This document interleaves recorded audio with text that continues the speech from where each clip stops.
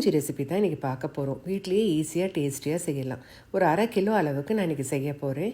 2-3 மாதம் வரைக்கும் ஃப்ரிட்ஜில் வச்சுக்கலாம், உங்களுக்கு கெட்டு போகாது. இதுக்கு ஒரு 100 150 கிராம் இஞ்சி தோல் எடுத்து கழுவிட்டு பொடி பொடியாக கட் பண்ணிக்கோங்க. சாப்பரில் கூட கட் பண்ணிக்கலாம். ஒரு 3/4 1 கப் அளவு வந்திருக்கும்.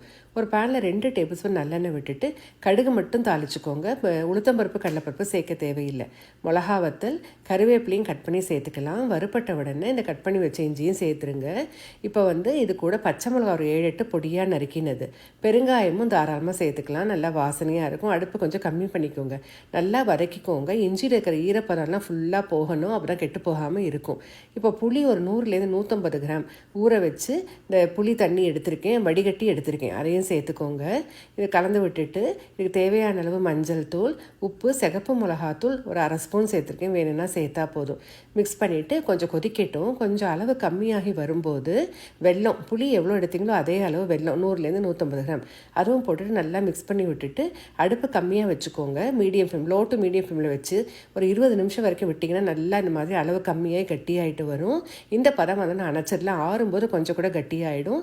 ஒரு டேபிள் ஸ்பூன் நல்லெண்ணெய் வேணால் கடைசியில் விட்டுக்கலாம். ரொம்ப நல்லாயிருக்கும். ட்ரை பண்ணி பாருங்கள்.